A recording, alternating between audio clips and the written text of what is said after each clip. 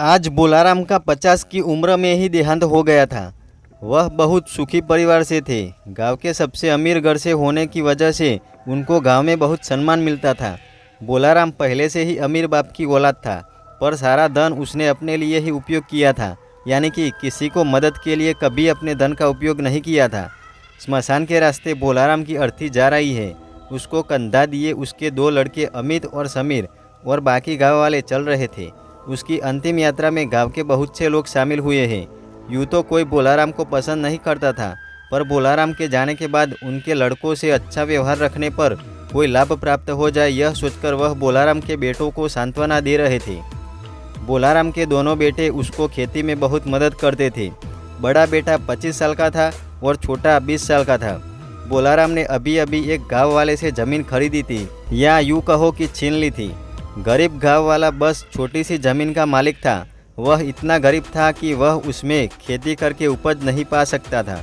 बोलाराम ने उसे ब्याज के चक्कर में फंसाकर उससे ज़मीन का वह टुकड़ा हड़प लिया था। बोलाराम का रात को ज़मीन हड़पने के बाद बहुत ही भयानक सपने आते थे। वह नींद में ही चिल्लाने लगता था। कभी डर के मारे उसकी पेशाब भी छूट जाती थी। वह विधुर था। उसकी पत्नी की मौत कुछ सालों पहले ही हो चुकी थी, जिसकी वजह से वह कमरे में अकेले ही सोता था, जिससे उसका डर और ज़्यादा बढ़ जाता था। आखिरी रात तो वह इतना ज़्यादा डर गया था कि उसको हार्ट अटैक ही आ गया था और उसकी मौत हो गई। स्मशान गांव से काफ़ी दूरी पर था। जहाँ तहाँ राख बिखरी पड़ी थी और अधजली हड्डियाँ भी दिखाई पड़ती थी। स्मशान का आकार काफ़ी बड़ा था, जैसे एक छोटे से खेत पे ही स्मशान बना दिया हो। चिता को मुखाग्नि देकर बोलाराम का बड़ा बेटा भी बाकी लोगों के साथ बैठ गया। छोटा बेटा सब लोगों को बीड़ी बांट रहा था। जो लोग हंसी हंसी जला के उसके कस मार रहे थे। अमित पूजा पाठ में ज़्यादा विश्वास रखता था। उसको भगवान पे काफ़ी श्रद्धा थी, जबकि समीर बस अपनी ही धुन में रहता था। वह बड़ा हो गया था, पर मन तो बच्चों की तरह ही था उसका। घर आके समीर और अमित ने स्नान किया और लोगों के बीच बैठ गए। दोनों भाइयों को पिता के देहांत से काफ़ी दुख था। सब गांव वाले दोनों को सांत्वना दी रहे थे। दोनों ने सुबह से कुछ नहीं खाया था। अमित की पत्नी यानी समीर की भाभी ने समीर को थोड़ा सा समझा के भोजन करा लिया। बोलाराम के अंतिम दिनों का रहस्य कोई बता नहीं पा रहा था। कोई कहता था कि भूत प्रेत का मामला था, तो कोई कहता था मानसिक संतुलन हिल गया था। ऐसा बोलने वाले भी लोग थे जो बोलते थे कि बोलाराम को उसके बुरे कर्मों की सजा मिली थी। कुछ दिन शोकमग्न रहने पर अमित और समीर कुछ सामान्य हो गए। सब पहले जैसा चल रहा था। समीर अपना मन हल्का करने हेतु शहर जाना चाहता था, जिसको बड़े भाई अमित ने अनुमति दे दी। घर के पुराने नौकर चंदू चाचा, जो तकरीबन 60 के होने को आए थे, वह घर के काम भी कर लेते थे। अमित ने उनको बोलाराम का कमरा खोलने को कहा। कमरा 2 दिन बंद होने की वजह से हल्की बदबू से भर गया था। कमरे के बीचों बीच बोलाराम की चारपाई पड़ी थी। एक कोने में उसकी अलमारी थी, जिसमें शराब की बोतलें और सिगरेट रखे हुए थे। उसके कपड़े और पैसे जेवर रखे हुए थे। कमरे के एक कोने में काले पत्थर की 1 फुट लंबी प्रतिमा पड़ी हुई थी। अमित ने उसको हाथ में लिया, पर वह पहचान नहीं पाया कि वह किसकी प्रतिमा है। ज़्यादा पुरानी होने की वजह से वह जर्जरित हो चुकी थी। चंदू चाचा को पूछने पर उसने बताया कि बोलाराम ने हफ्ते पहले जिस गरीब आदमी की ज़मीन हड़पी थी, उसी के खेत में से यह मूर्ति मिली थी, जो ज़मीन में खुदाई के वक्त निकली थी। ज़मीन स्मशान के पास ही थी, या यूँ कहे कि स्मशान और उस ज़मीन के बीच कुछ छोटी छोटी झाड़ियाँ थी बस। अमित ने उस प्रतिमा को वही कोने में रख दिया और खेत की ओर चल दिया। बोलाराम के कमरे को एक नौकर को रहने के लिए दे दिया, जो किस वजह से उस कमरे को 2 दिन में ही खाली करके भाग गया। उसको बहुत तेज बुखार आ गया और वह कुछ भी बोलने की स्थिति में नहीं था। बस उसके चेहरे पे भय दिखाई देता था। अमित उस नौकर से मिला जो किसी भयानक अनुभव से गुजर चुका था। वह लगभग बेहोशी की हालत में था और बीच बीच में चीख दिया करता था। उसके परिवार वाले उसकी वजह से बहुत परेशान थे। अमित ने उसके परिवार को कुछ पैसे दिए और अपने घर आ गया। उसकी पत्नी ने पानी पिलाया और वह अपने कमरे में यह सब घटनाक्रम के बारे में सोचने लगा। उसको उस काली पत्थर की प्रतिमा याद आई। उसने बोलाराम का कमरा फिर खोला और उस प्रतिमा ले जाने के लिए उस कोने की ओर देखा, पर आश्चर्य की बात थी कि वह मूर्ति वहाँ से गायब थी। और सबसे पूछताछ करने पर भी मालूम चला कि किसने भी यह कमरा खोला नहीं था। अमित ने पूरे घर में और घर के आसपास छान मार, पर मूर्ति वहाँ नहीं थी। वह शाम पूजा के बाद अपनी पत्नी के साथ बैठा हुआ था। तभी किसी ने दरवाज़ा खटखटाया। यूँ तो शाम को दरवाज़ा खुला ही रहता था, पर आज चंदू काका ने बंद कर दिया होगा शायद। अमित ने दरवाज़ा खोला तो बाहर सिवाय ठंडी हवाओं के कुछ भी नहीं था। अमित को लगा शायद किसी ने मजाक कर दिया हो। अमित का मन अभी शांत नहीं हुआ था। वह बाहर ही सोफे पे लेट गया। लेटे लेटे ही उसको कब नींद आ गई उसको पता नहीं चला। ऐसा कहा जाता है कि जो भी आप दिन में देखते हो, कार्य करते हो या सोचते हो, वैसे ही स्वप्न रात को आते हैं। अमित भी पूरा दिन पत्थर की प्रतिमा के बारे में ही सोचता रहा था। उसने स्वप्न में देखा कि वह किसी सुनसान जगह पर सोया हुआ है। वह जगह ऐसी थी जहां प्रकाश बहुत ही कम मात्रा में आ रहा था। उसको पायल की आवाज़ आने पर वह उस ओर देखता है तो एक अत्यंत स्वरूपवान युवती उसकी ओर चली आ रही है। उसने इतनी सुंदर युवती अपनी पूरी जिंदगी में नहीं देखी थी। उस कन्या का पूरा शरीर गोरा था, आंखें नशीली थी। अमित बस उस ओर देखता रहता है। वह अपनी पत्नी के अलावा किसी भी औरत की तरफ ज़्यादा ध्यान नहीं देता था, पर स्वप्न की बात अलग होती है। उस पे ना तो इंसान का नियंत्रण होता है, ना इंसान के मन का नियंत्रण होता है। वह लालच भरी निगाहों से उसको देखने लगता है। वह युवती भी कामुक नज़रों से देखती हुई उसके नज़दीक आ जाती है और अचानक अमित का गला पकड़ लेती है। अमित अचानक हुए इस हमले से सहम जाता है। देखते ही देखते वह युवती एक भयानक औरत में तब्दील हो जाती है, जो थोड़ी मोटी सी और बदबूदार थी। उसके दोनों होठों के कोनों से नुकीले दांत निकले हुए थे। वह लगभग निर्वस्त्र ही थी। उसका बदन पूरा श्याम वर्ण तक का था। उसके बाल अस्त व्यस्त होकर हवा में उड़ रहे थे। उसकी आंखें लाल थी, जैसे आंखों में खून उतर आया हो। हाथों के नुकीले नाखून से अमित को अपनी गर्दन पे दर्द होने लगा और सांस भी घुटने लगी। उसने पूरा जोर लगाकर चीख लगा दी। उसकी चीख सुनकर उसकी पत्नी कमरे में से बाहर आ गई। अमित स्वयं में से बाहर आ चुका था, पर उसको अभी लगता था कि अभी अभी किसी ने जोरों से उसका गला दबाया हो। अमित ने घड़ी में देखा, रात के 2 बजने के हुए थे। उसकी पत्नी ने उसको पानी पिलाया। चंदू चाचा भी आवाज़ सुनकर बाहर आ चुके थे। अमित ने अपने स्वप्न की बात दोनों से की। वह अब भी थोड़ा डरा हुआ था। अमित ने अपनी गर्दन पे हाथ लगाया जहां उसे जलन हो रही थी। वहाँ की चमड़ी थोड़ी सी उखड़ी हुई थी और खून की हल्की बूंदें भी निकल आई थी। अमित को बड़ा आश्चर्य हुआ कि सपने में लगी हुई चोट असल जीवन में भी कैसे असर दिखा रख सकती है। अमित ने यह भी देखा कि सोफे के पास ही वह काले पत्थर की प्रतिमा आ चुकी थी। उसको समझ में नहीं आया कि इसे यहाँ कौन लाया है। उसने उसको फिर से बोलाराम के कमरे में रखवा दिया। अमित को बड़ी मुश्किल से नींद आई थी, जो सुबह सुबह हो रही आवाज़ों से खुल गई। वह बड़ी मुश्किल से चलता हुआ, आंखें अध खुली सी रखे हुआ अपने कमरे में से बाहर आया। अमित की पत्नी ने उसको बताया कि चंदू चाचा, जो कि घर के सबसे पुराने और इकलौते नौकर थे, वह नहीं रहे। अमित को बड़ा दुख हुआ। वह जल्दी से चंदू चाचा के कमरे की ओर भागा। अमित की नींद यह खबर सुनकर पूरी तरह से उड़ चुकी थी। अमित ने देखा चंदू चाचा के कमरे के बाहर पड़ोसी और कुछ गांव के लोग जमा हुए थे और जिसे जो मन में आए वह तर्क कर रहा था। अमित ने सबको शांत रहने को बोला और वह चंदू चाचा को देखने लगा। वह घर की छत को देखते हुए अपनी चारपाई पे लेटे हुए थे। आंखें ऊपर की ओर देख रही है, पर उनमें जान बाकी नहीं थी। अब चंदू चाचा के मुंह के एक कोने से खून की बाकी एक धार भी निकली हुई थी, जो अब सूख चुकी थी।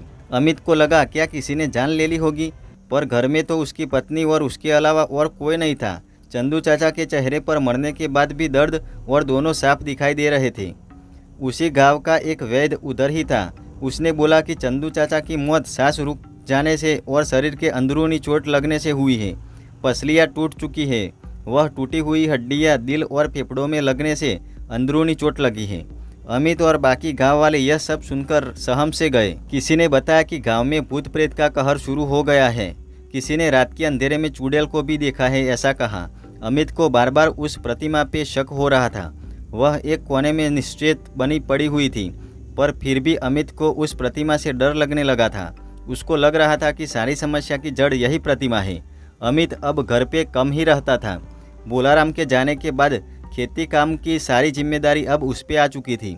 घर में अमित की पत्नी भी सारे घर का बोझ नहीं उठा पाती थी, तो उन्होंने गांव वालों में से अगर कोई उसके घर का काम कर देते तो वह नौकरी पे रखने के लिए तैयार था। अजीब बात थी कि ज़्यादा तनख्वाह देने पर भी कोई उसके घर पर नौकरी करने के लिए तैयार नहीं था। गांव में यह बातें होने लगी थी कि उसके घर पे किसी शक्ति का सांप उतरा है। बड़ी मुश्किल से एक पति पत्नी उसके घर रहने और काम करने को राजी हुए, जो भीमा और सरिता थे।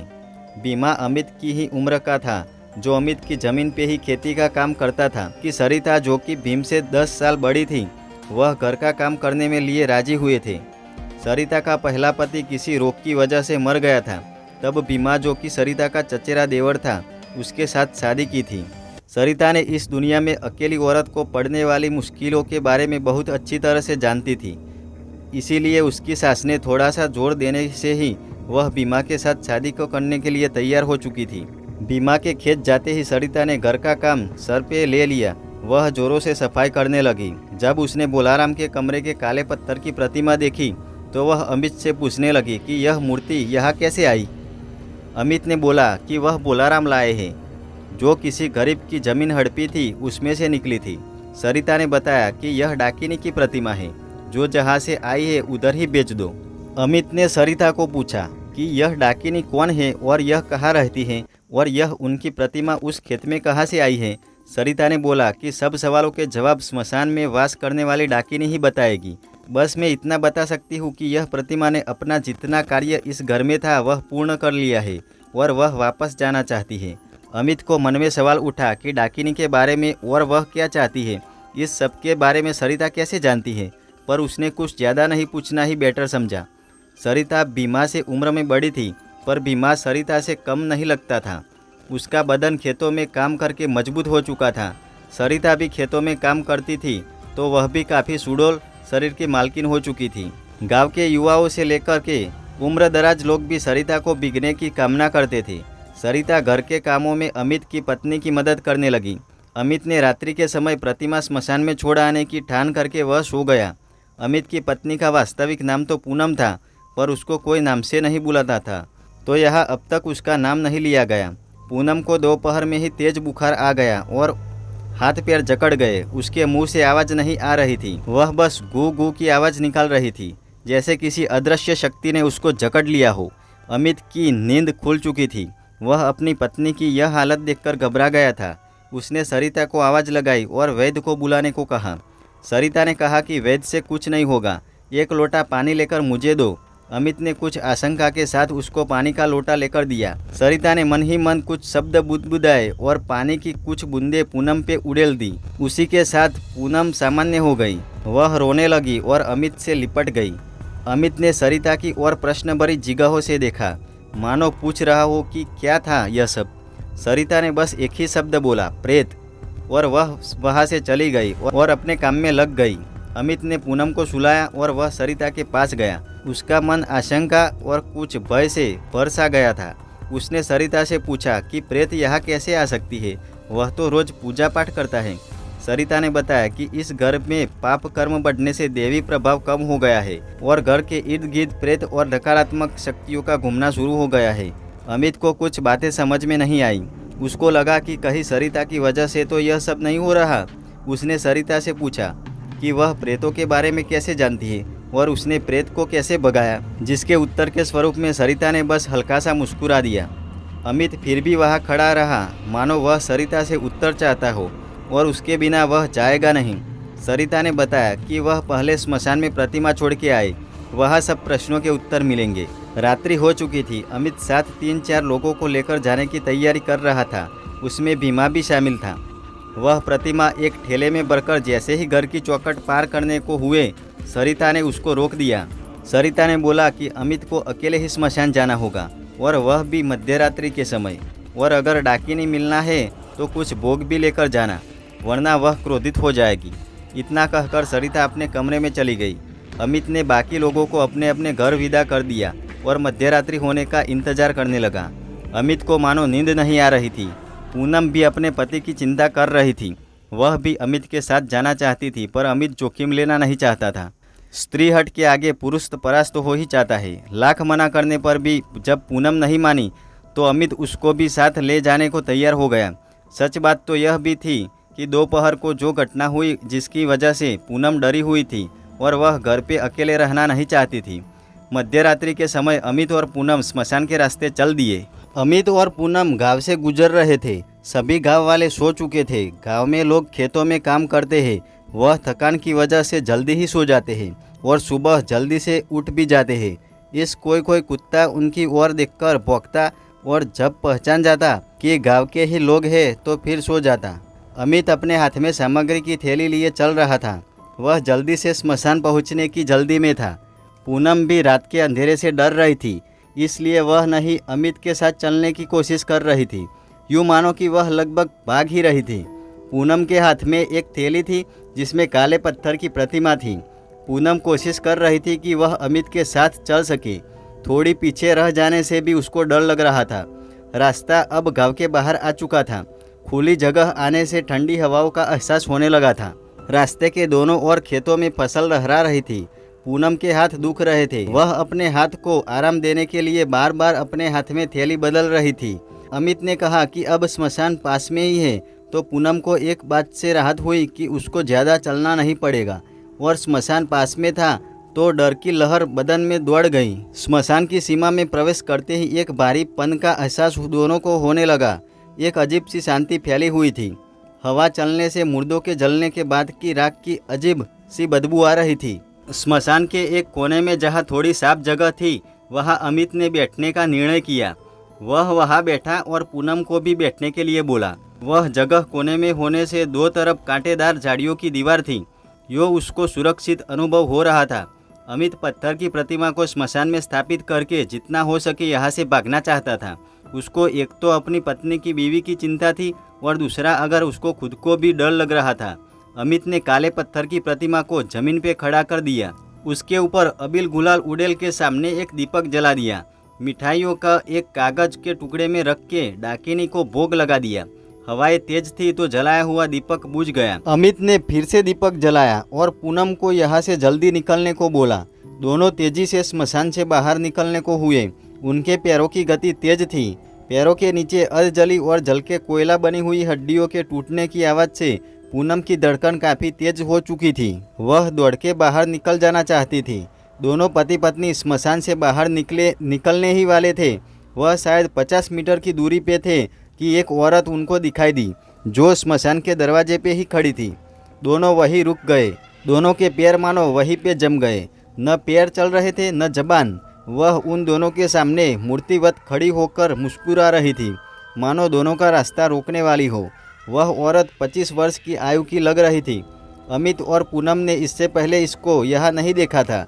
वह अत्यंत स्वरूपवान थी। वस्त्र और अलंकार काफ़ी कीमती लग रहे थे। कोई बड़े घराने की औरत लग रही थी।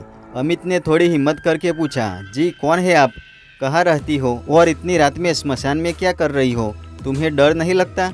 अमित एक ही सांस में सब बोल गया। उस औरत को यह सुनकर हंसी आ गई। वह पहले हल्का सा हंसी, जिसमें वह काफ़ी मोहक लग रही थी। अगले ही पल उसने अट्टहास्य किया, जिसकी आवाज़ काफ़ी तेज थी, जिसे सुनकर पूनम को लगा जैसे दिल में हल्का सा दर्द हो रहा हो। अगले ही पल उस औरत की हंसी रुक गई और वह काफ़ी गंभीर मुख मुद्रा वाली हो गई। वह बोली, मैं तो यही स्मशान में ही रहती हूँ, मुझे कैसा डर? मैं खुद डर का दूसरा नाम हूँ।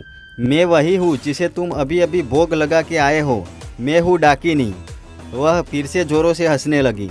पेड़ पर बैठे हुए पंछी एक बार जोर से चीखे मानो डर गए हो और फिर शांत हो गए। पूनम को भी लगा कि उसकी भी चीख निकल जाएगी। डाकिनी इतनी सुंदर होने पर भी पूनम और अमित पे डर हावी होने लगा था। वह दोनों ही कुछ भी बोलने की स्थिति में नहीं थे। डाकिनी ने बोला, तुमने मेरी प्रतिमा तो स्थापित कर दी, पर भोग तो चढ़ाया नहीं। अमित यह सुनकर हक्का बक्का रह गया, क्योंकि वह अभी अभी मिठाई का भोग लगा कर आया था। डाकिनी फिर हंसने लगी। वह बोली, अरे मूर्ख, इतना भी नहीं जानता कि डाकिनी और श्मशानी शक्तियाँ क्या भोग लेती हैं? अमित प्रश्नार्थ भरी निगाहों से देखने लगा। डाकिनी बोली, अरे मूर्ख, मेरे पास समय नहीं है। मैं समय समय पर अपना कार्य करती रहती हूँ। मुझे लगता है मेरा भोग मुझे खुद ही लेना होगा। डाकिनी ने आंख बंद कर ली और स्थिर हो गई। उसका स्वरूप बदलने लगा। उसका रंग काला हो गया, बाल बिखर गए। वह निर्वस्त्र थी। स्तन बड़े और उन्नत थे। पतली कमर और उसके नीचे भारी नितंब थे। आंखें लाल सुर्ख जैसे खून उतर आया हो। हाथ में तेज चमकता खड़क पकड़ा हुआ था। वह जोरों से हाँफ रही थी। पूनम और अमित तो यह भयानक स्वरूप देखकर बहुत ही डर गए। वह थरथर कांपने लगी। अमित कल्पना करने लगा कि अभी डाकिनी का खड़ग उठेगा और उसका या पूनम का सर धड़ से अलग हो जाएगा। जोर से हवाएं चलने लगी। स्मशान में धुंधली सी आकृतियाँ दिखने लगी। किसी अदृश्य शक्ति ने अमित ने पाँव जमीन से जकड़ लिए। वह पकड़ काफ़ी मजबूत थी। डाकिनी ने अपना भोग ग्रहण शुरू किया। पूनम की सांस अटकने लगी, उसके हाथ सूखने लगे, गाल बैठ गए, आंखें गड्ढे बन गईं, उसका शरीर सूख गया। डाकिनी ने उसका रक्त और मांस चूस लिया। शरीर सूख जाने से उसके वस्त्र भी निकल के जमीन पर गिर गए। अमित बस आंखें फाड़े यह सब देखने लगा। वह कुछ कर भी नहीं सकता था। अचानक डाकिनी गायब हो गई। उसने अपना भोग ले लिया था। स्मशान में शांति छा गई। अमित उधर ही मूर्छित होकर गिर गया। सुबह स्मशान में लोगों की भीड़ जमा हो चुकी थी। लोग तरह तरह की बातें कर रहे थे। किसी ने सफ़ेद कपड़ा पूनम की लाश पे ओढ़ा दिया था। अमित होश में आया तब भी पागल जैसा व्यवहार कर रहा था। बड़ी मुश्किल से पूनम का अंतिम संस्कार करवाया गया। काफ़ी दिनों बाद अमित अपने कमरे से बाहर आया। तब तक सारा काम बीमा और सरिता ने संभाल लिया था। सरिता सब कुछ जान चुकी थी। ऐसे समय में सरिता ने अमित की बहुत सेवा की थी। अमित को सरिता में भी कभी कभी डाकिनी के दर्शन होने का आभास हो जाता था और वह चीख पड़ता था, पर वह सिर्फ उसका भ्रम ही था। अमित की खराब हालत के चलते बीमा पे बहुत ज़्यादा जवाबदारी आ चुकी थी। वह कुछ दिनों से घर पे भी नहीं आता था। अमित अब सरिता की ओर आकर्षित होने लगा था। उसके मन में पूनम की छाया धुंधली होने लगी थी। जब सरिता उसको प्यार से खाना खिलाती, उसके पैर दबा देती, उसकी पीठ पे मालिश करती, तब उसे बहुत सुकून मिलता था। आज अमावस्या की रात थी। अमित को एक बहुत बुरा सपना आया और वह नींद से जाग उठा। उसने खिड़की से देखा, बाहर की ओर अमावस्या की कालिमा ने पूरे गांव को घेर लिया है। वह फिर सोने की कोशिश करने लगा। तभी उसे लगा जैसे किसी ने दरवाज़ा खोला हो। वह सोचने लगा कि इतनी रात को घर में कौन आ सकता है या कौन बाहर जा सकता है। वह अपने कमरे में से बाहर आया। दरवाज़ा बंद था। उसकी कुंडी अभी झूल रही थी, मानो अभी अभी किसी ने बंद किया हो। अमित ने दरवाज़ा खोला तो कोई जल्दी से जाता हुआ दिखाई दिया। अमित को बड़ा आश्चर्य हुआ। उसे लगा कोई चोर हो सकता है, और अगर चोर है तो उसके पास कोई हथियार भी हो सकता है और वह नुकसान भी पहुंचा सकता है। पर ज़्यादा सोचने का समय नहीं था। वह इंसान वहां से गायब हो चुका था। उसने जल्दी से जूते पहने और उसके पीछे भागा। थोड़ी दूरी पर ही वह फिर जाता हुआ दिखाई दिया। उसने काला कंबल ओढ़ा हुआ था और उसकी चलने की गति काफ़ी तेज थी। अमित भी जल्दी से उसके पीछे चलने लगा और कोशिश करने लगा कि उसको पता न चले। अमित के पैर रुक से गए जब वह इंसान स्मशान के रास्ते पे मुड़ा। उसे पहले घटित हुई भयानक घटना याद आ गई, पर वह सोच के और हिम्मत जुटाकर उसने फिर उस इंसान के पीछे जाने का निर्णय कर लिया। वह स्मशान पहुंच चुका था। एक चिता बुझने की कगार पर आ चुकी थी। हवा से जब कोयलों पर से राख हटती तब लाल अग्नि दहक उठती थी। स्मशान में कुछ ज़्यादा ही शांति थी, जैसे पेड़ तक सो गए हो। स्मशान के एक कोने में से कोई बैठा हुआ दिखाई दिया। अमित ने जहां मूर्ति स्थापित की थी उसके सामने एक छोटी सी आग जलाई गई थी। वह मुश्किल से 2-3 कोयले हो गए। उसमें कुछ सामग्री डालते ही आग प्रज्वलित होकर फिर शांत हो जाती थी। अमित को एकदम से सामने जाना अच्छा नहीं लगा। वह पेड़ के पीछे रहकर देखने लगा। अग्नि की ज्वाला के प्रकाश में उसने उस इंसान का चेहरा देखा। वह सरिता थी। अमित को सरिता पे पहले ही शक था। वह कुछ मंत्र बोल रही थी जो अमित को सुनाई नहीं दे रहा था। कुछ देर बाद सरिता खड़ी हुई और अपने वस्त्र उतारकर एक ओर रख दिए। अमित उसका निर्वस्त्र शरीर देखने लगा कि वह कितनी प्यारी और सुंदर लग रही थी। तभी वह जोर से चिल्लाई और किसी को बुलाया। अमित के पास से हवा का तेज झोंका निकला और सरिता के ऊपर धुंधली आकृति में चक्कर काटने लगा। ऐसी और भी आकृतियाँ सरिता के इर्द गिर्द मंडरा रही थी। उसने एक पात्र में रखे हुए मांस के टुकड़े हवा में उछाले और वह हवा में ही गायब हो गए। वह आकृतियाँ फिर गायब हो गई। सरिता ने एक पात्र में किसी लाल रंग का द्रव्य रखा हुआ था। उसको काले पत्थर की डाकिनी की प्रतिभा पे डाला और बाकी द्रव्य अपने बदन पे लगा लिया। वह आंखें बंद करके मंत्र जाप करने लगी। उसका बदन कांपने लगा। उसके कंपन से उसके उन्नत स्तन लगाकर हिल रहे थे। सरिता ने एक जोर की चीख लगाई और आवाज़ लगाई, पेड़ के पीछे क्यों चुपकर खड़ा है, इधर आ। अमित डर के मारे बाहर नहीं निकला। सरिता ने फिर आवाज़ लगाई, इधर आ वरना यमलोक बेच दूंगी। अमित पेड़ के पीछे से बाहर आ गया। वह सरिता से कुछ दूरी पर खड़ा रहा। सरिता की आंखें लाल हो चुकी थी। वह पात्र में रखा कच्चा मांस खाने लगी और फिर मदिरा की पूरी बोतल घटक गई। सरिता बोली, क्यों मरना चाहता है तू? मेरी आवाज़ पहचानता है ना? या तुझे भी अपने बीवी के पीछे जाना है? भाग जा यहाँ से वरना एक ही पल में मैं तेरा रक्त पी जाऊंगी। अमित इतना सुनते ही उधर से भाग खड़ा हुआ वह जान चुका था कि सरिता के शरीर में कोई और नहीं, खुद डाकिनी है। वह डाकिनी की आवाज़ पहचान चुका था। अमित घर पहुंचा तो वह जोरों से हाँफ रहा था। उसकी सांसें फूल गई थी। शरीर में कहीं कहीं झाड़ी लगने से खून की हल्की सी बूंदें निकल आई थी। वह जल्दी से अपने कमरे में गया और सोने की कोशिश करने लगा, पर नींद नहीं आ रही थी। आंख बंद होते ही भयानक दृश्य आंखों के सामने आ जाता था। काफ़ी रात हो चुकी थी। फिर से दरवाज़ा खुलने की आवाज़ आई। सरिता स्मशान से वापस आ चुकी थी। सरिता अगली सुबह देर से उठी। आज अमित उससे जवाब मांगना चाहता था। अमित की पूछने की बहुत जल्दी थी। सरिता अपने कमरे में ध्यान में बैठी थी। उसकी आंखें बंद थीं। अमित बोला, मुझे पता चल गया है, तुम काली शक्तियों की साधना करती हो। मेरे पिता और नौकर की हत्या भी तुम्हारी वजह से ही हुई है, ऐसा मुझे लगता है। क्यों किया यह सब तुमने? जवाब दो। सरिता ने अमित को बैठने के लिए बोला। वह बोली, सारे सवालों के जवाब डाकिनी ही दे देती अगर वह तुम पर प्रसन्न होती, पर तुमने डाकिनी को नाराज करके अपनी पत्नी को ही खो दिया। पर अब मुझे लगता है कि सारे जवाब देने का समय आ गया है। अमित सरिता के सामने ही बैठ गया। उसके चेहरे पे नाराजगी और आशंका साफ दिखाई दे रही थी। सरिता ने अमित के माथे पे अपना अंगूठा दबाया और अमित को सर में हल्का सा दर्द हुआ। उसे लगा वह बेहोश हो रहा है। उसने मुश्किल से अपने आप को संभाला। उसके मानस पटल पर तरह तरह के दृश्य आ जा रहे थे, जिसमें उसके पिता बोलाराम की करतूतें दिखाई दे रही थी। बोलाराम ने गांव की कई औरतों और कुमारिकाओं का पैसों की लालच देकर या जोर आजमाइश करके शरीर भोगा था। बोलाराम बहुत ही कामी पुरुष था। एक अमावस्या की रात को जब सरिता निर्वस्त्र होकर स्मशान में साधना कर रही थी, तब बोलाराम और चंदू चाचा ने उसको देखा। बोलाराम ने जब निर्वस्त्र सरिता को देखा, तब उसको भोगने की तीव्र इच्छा बोलाराम के दिमाग में आ चुकी थी। पर चंदू चाचा को स्मशान साधिका की शक्ति के बारे में पता था, तो उसने बोलाराम को बुद्धि से काम लेने को कहा। बोलाराम ने वही पास के जंगल में रहने वाले तांत्रिक से संपर्क किया था, जो धन की चमक देखकर बोलाराम का साथ देने को तैयार हो चुका था। वह तांत्रिक अपनी शक्तियों का उपयोग धन प्राप्त करने में ही करता था। कभी कभी तांत्रिक शक्तियों के दम पर किसी का भी अनिष्ट कर देता था। वह उसके लिए एक खेल बन चुका था। फिर से अमावस्या की रात आ चुकी थी। सरिता अपने स्थान पर बैठ चुकी थी। उससे कुछ दूरी पर बोलाराम, तांत्रिक और चंदू चाचा उसकी ओर बढ़ रहे थे। सरिता ने कुछ प्रारंभिक पूजा करके साधना प्रारंभ की ही थी कि बोलाराम ने उसको बालों से पकड़ लिया। उसने सरिता से जबरदस्ती प्रारंभ कर दी।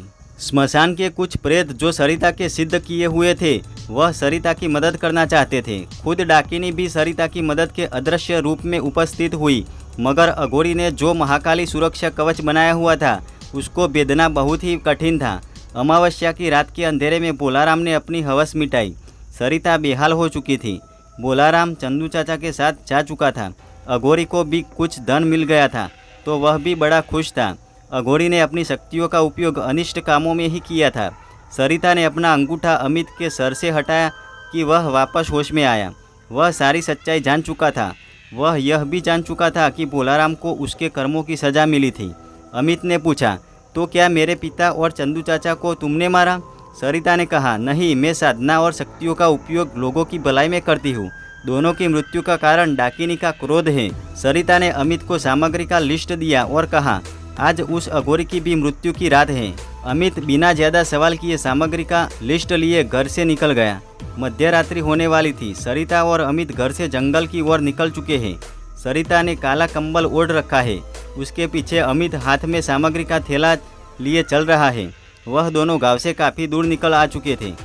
अमित इससे पहले यहाँ कभी नहीं आया था। एक पुराना खंडहर दिखाई देने लगा। अमावस्या की रात होने के बावजूद उसके अंदर से हल्की सी रोशनी आ रही थी, मानो अंदर आग जल रही हो। सरिता ने कहा, आ गई है मंजिल। इस खंडहर में ही अघोरी है। दोनों खंडहर में दाखिल हुए। अघोरी कोई साधना कर रहा था। उसके आस से महाकाली की शक्ति अब जा चुकी थी।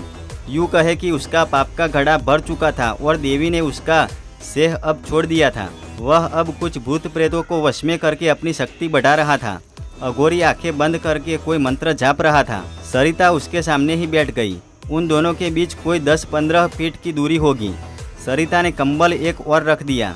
अंदर से वह पूर्णतः निर्वस्त्र थी। उसने एक दीपक जलाया, पूजा सामग्री को अपने शरीर पे लगाया और वह कांपने लगी। डाकिनी अब सरिता के अंदर जग चुकी थी। सरिता के शरीर में डाकिनी हुंकार करने लगी। अघोरी भी जान चुका था कि आज उसकी मृत्यु निश्चित है। फिर भी उसने अपने वश में किए हुए प्रेतों को सरिता का सामना करने भेजा। सरिता की दृष्टि पड़ते ही सारे प्रेत आग में जलने लगे और भाग खड़े हुए। अघोरी के पास अब कोई रास्ता नहीं था। वह बलि के लिए रखा हुआ खड़ग लेकर सरिता के सामने भागा। सरिता के शरीर में जाग उठी डाकिनी ने जोर का अट्टहास्य किया और अघोरी अपनी जगह पर ही स्थिर हो गया। बस कुछ पलों में ही उसका रक्त और मांस डाकिनी ने चूस लिया। वह हड्डियों का पिंजर बन के जमीन पर गिर पड़ा। सरिता भी बेहोश होकर गिर पड़ी। अमित सरिता को लेकर घर आ गया। सरिता का कार्य अब पूर्ण हो चुका था। वह भीमा को अमित की सेवा में छोड़कर किसी अनजान राह पर चल पड़ी। तो दोस्तों, आपको यह हॉरर स्टोरी कैसी लगी नीचे कमेंट करके ज़रूर बताएं और इसे अपने उन दोस्तों के साथ भी शेयर करें जिन्हें हॉरर स्टोरीज वीडियो पसंद है।